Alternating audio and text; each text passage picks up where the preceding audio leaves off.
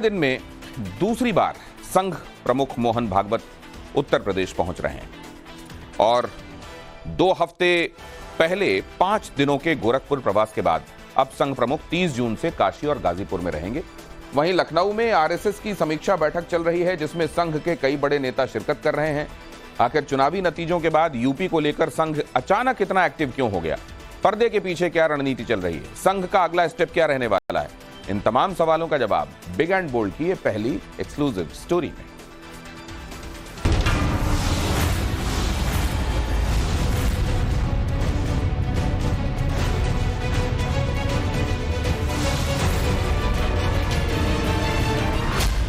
मोदी 3.0 सरकार बन चुकी है। 18वीं लोकसभा का पहला सत्र भी शुरू हो चुका है, लेकिन लोकसभा चुनाव के नतीजों से बीजेपी को मिला झटका अलर्ट कॉल की तरह है। खासकर यूपी से आए नतीजे, जिन इलाकों को भगवा गढ़ माना जाता था, जिस सीट को लेकर बीजेपी निश्चिंत थी, वहां से मिली हार की वजहों को तलाशने के लिए अब राष्ट्रीय स्वयंसेवक संघ एक्टिव हो चुका है। 2025 में संघ अपनी स्थापना का शताब्दी वर्ष मनाने जा रहा है, लेकिन यूपी के नतीजों से वो चिंतित है। परिणाम के आने के करीब 1 हफ्ते बाद संघ प्रमुख मोहन भागवत ने नागपुर में चुप्पी तोड़ी तो कई गंभीर सवालों के साथ उनमें गूढ़ नसीहत की झलक भी थी। मर्यादा का पालन करके जो चलता है वो कर्म करता है, लेकिन कर्मों में लिप्त नहीं होता। उसमें अहंकार नहीं आता कि मैंने किया, और वही सेवक कहलाने का अधिकारी रहता है। लखनऊ से करीब 800 किलोमीटर दूर नागपुर से मोहन भागवत ने जो संदेश दिया, उसके कई भावार्थ निकाले जाने लगे, लेकिन इन सब के बीच संघ के प्रचारक यूपी में एक्टिव हो चुके हैं। लखनऊ में आरएसएस की समीक्षा बैठक चल रही है। पूर्वी क्षेत्र के संघ पदाधिकारियों की 4 दिनों की इस मीटिंग में कई अहम एजेंडों पर चर्चा होनी है। इसमें अगले साल संघ की स्थापना के 100 साल पूरा करने के मौके पर शताब्दी वर्ष मनाने की तैयारियों के साथ गुरु दक्षिणा कार्यक्रम को लेकर भी चर्चा हो रही है। बैठक में शाखाओं के विस्तार के साथ ही दलितों पिछड़ों में पैंठ बढ़ाने को लेकर भी मंथन होना है। यूपी में अगर 29 सीटों की चोट बीजेपी को लगी तो इसमें एक बड़ा हिस्सा पूर्वांचल का रहा। पूर्वांचल की 27 सीटों में से पिछले चुनाव में इस क्षेत्र की 27 सीटों में से बीजेपी ने 18 और उसकी सहयोगी अपना दल एस ने 2 सीटें जीती थीं। यानी पूर्वांचल की 27 सीटों में 20 सीटें एनडीए के हिस्से में आई थी, जबकि इस बार इस इलाके में बीजेपी को सिर्फ 10 सीटें ही मिली। वैसे अगर देखें तो यूपी में करारी हार की एक बड़ी वजह उम्मीदवारों का चयन भी रहा है। कई प्रत्याशियों का रिपोर्ट कार्ड खराब होने के बावजूद उन्हें फिर से टिकट देकर मैदान में उतारा गया। सिर्फ वाराणसी और मिर्जापुर मंडल में बीजेपी की परफॉर्मेंस को देखें तो स्थिति और साफ हो जाती है। आजमगढ़ मंडल की लालगंज सीट 2019 में बीजेपी हारी थी। इस चुनाव में भी यहां हार मिली। आजमगढ़ सीट को बीजेपी पिछले चुनाव में जीत नहीं पाई और इस बार भी रिजल्ट वही रहा। घोसी में पिछली बार की तरह ही बीजेपी कमल नहीं खिला पाई। 2019 में जिस बलिया को बीजेपी ने जीता था, वो इस बार समाजवादी पार्टी के खाते में पहुंच गई। यानी आजमगढ़ मंडल की 4 सीटों पर बीजेपी का सुपड़ा साफ। वाराणसी मंडल में बीजेपी सिर्फ वाराणसी की सीट जीत पाई, वो भी पीएम मोदी की वजह से, वरना मछली शहर और चंदौली को भी गंवा दिया। जबकि गाजीपुर और जौनपुर 19 के नतीजे नहीं बदल पाए। मिर्जापुर मंडल के मिर्जापुर, रॉबर्ट्सगंज, भदोही यानी तीनों सीटों पर 2019 में एनडीए का कब्जा था, लेकिन इस बार रॉबर्ट्सगंज को गंवा दिया। इसे खराब प्रदर्शन के बाद अब संघ पूर्वांचल में सक्रिय हो चुका है। 2 हफ्ते पहले संघ प्रमुख मोहन भागवत का 4 दिनों के लिए गोरखपुर में प्रवास के बाद अब लखनऊ में संघ की बैठक को इसी नजरिए से देखा जा रहा है। लखनऊ में संघ की इस बैठक में भले ही मुद्दा शताब्दी वर्ष की तैयारियों का हो, लेकिन सूत्रों का दावा है इस बैठक में ये भी कहा जा रहा है कि आखिर कैसे सभी जातियों और वर्गों को संघ से जोड़ने के लिए लगातार संपर्क और समन्वय बनाया जाए। इतना ही नहीं, इसके साथ एक बार फिर दलित बस्तियों में सामाजिक समरसता के कार्यक्रम चलाने, उनके समस्याओं के समाधान करने पर चर्चा हो रही है। बैठक में गांव-गांव तक साप्ताहिक मिलन, संघ टोली और नियमित शाखा लगाने का काम तेजी से आगे बढ़ाने की जरूरत भी बताई गई है। चुनावी नतीजों के बाद यूपी में एक नैरेटिव बहुत तेजी से फैलाया जा रहा है। वो ये है कि 10% ब्राह्मणों का बड़ा हिस्सा साइलेंट होकर बीजेपी के खिलाफ चला गया। इसकी वजह चंदौली सीट पर महेंद्र नाथ पांडे का पब्लिक कनेक्ट कम, तो बलिया सीट पर सनातन पांडे को समाजवादी पार्टी और भदोही पर ललितेश मणि त्रिपाठी को टीएमसी से टिकट मिलना फैक्टर माना जा रहा है। ये फैक्ट है कि बीजेपी के हिस्से वाली 33 सीटों में सबसे ज्यादा 8 ब्राह्मण ही सांसद बने हैं। 2019 के चुनाव में करीब 75% ब्राह्मण वर्ग ने बीजेपी को वोट किया था।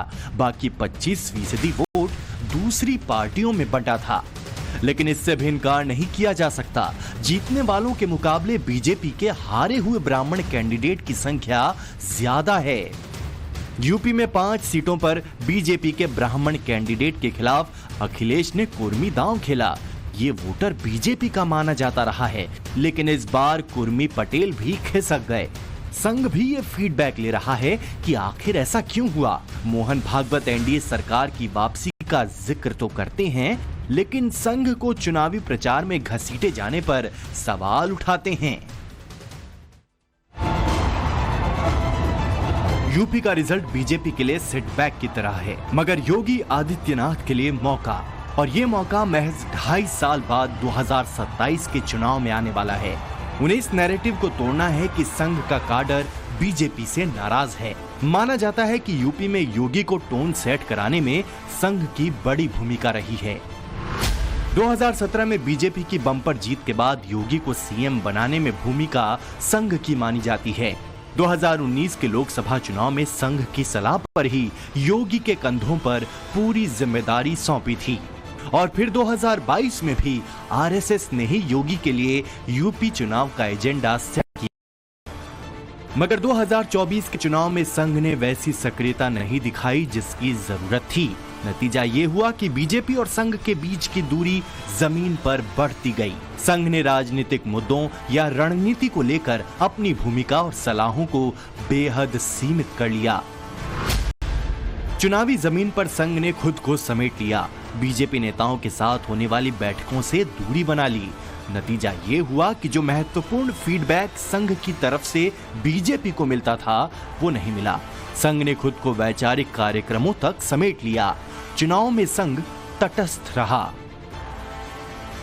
लेकिन संघ की चुप्पी का टूटना और उन मुद्दों पर बोलना जो मुद्दे बीजेपी को असहज करते रहे हैं, क्या इशारा करता है? क्या संघ ये फैसला ले चुका है कि 10 साल के बाद धीमी हुई बीजेपी की विजय रफ्तार को एक बार फिर वो तेज करने को लेकर कमर कस चुका है? टेक्नोलॉजी का सहारा करके असत्य बातें नितांत असत्य। क्या शास्त्र का, विज्ञान का, विद्या का ये उपयोग है? लेकिन आधुनिक विद्या, टेक्नोलॉजी का उपयोग असत्य परोसने के लिए किया गया। ऐसे से देश कैसे चलेगा भाई? आखिर सबको देश ही चलाना है ना। ऐसा जब चलना है तो चुनाव लड़ने में भी एक मर्यादा होती है। उस मर्यादा का पालन नहीं हुआ। 24 के नतीजों पर संघ का मुखर होकर बोलना और अब एक्शन में आ जाना ये बताने के लिए काफी है कि पराजय को विजय में बदलने के लिए संघ प्रतिबद्ध हो चुका है।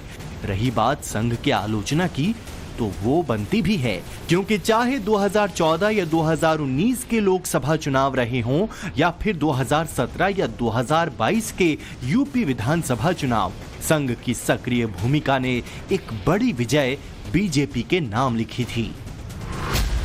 2022 के यूपी विधानसभा चुनाव में संघ और बीजेपी कार्यकर्ताओं और पदाधिकारियों के बीच के कमाल के कोऑर्डिनेशन ने 5 साल की एंटी इनकम्बेंसी को भी जीत में बदल दिया था। इसमें संघ की ओर से प्रांत टोली से लेकर विभाग कार्यवाह प्रचारक जिला समन्वयक तक एक्टिव हो गए थे। वहीं संघ और बीजेपी के बीच समन्वय और सलाह विधानसभा समन्वयक से लेकर बीजेपी के प्रभारी मंत्री और राष्ट्रीय संगठन मंत्री के बीच बखूबी रही। संघ पराजय की समीक्षा और विश्लेषण कर अब आगे की रणनीति बनाने को लेकर आगे बढ़ चुका है। फिलहाल सूत्रों के हवाले से जो बातें हैं वो ये कि संघ ने कौशाम्बी, सीतापुर, रायबरेली, कानपुर, बस्ती, अंबेडकर नगर, जौनपुर, प्रतापगढ़ सहित प्रदेश की लगभग 25 सीटों के उम्मीदवारों पर असहमति जताई थी। तो क्या कई ऐसे फैसलों में जिसमें संघ की रजामंदी नहीं ली गई और ये यूपी में बीजेपी को भारी पड़ गया? अगर देखें तो फिलहाल संघ एक आलोचक के साथ ही आगे के रास्ते तय करने को लेकर निर्णायक भूमिका की तरफ बढ़ता दिख रहा है। जो लोग कयास लगाते हैं कि नागपुर से फोन जाता होगा और बात होते हुए, बिल्कुल गलत बात है।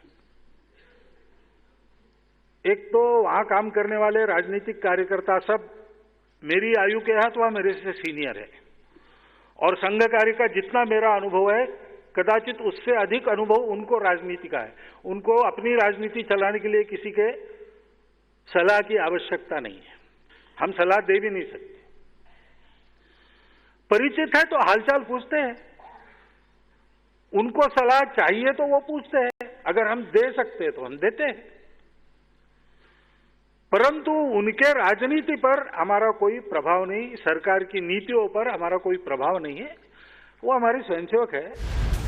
लेकिन बीते 10 वर्षों के बाद पहली बार ऐसा लग रहा है कि संघ अब यूपी समेत कई राज्यों में बीजेपी की बड़े आंकड़ों में दिखने वाली हार और इससे निकलते संदेश को लेकर गंभीर हो चुका है।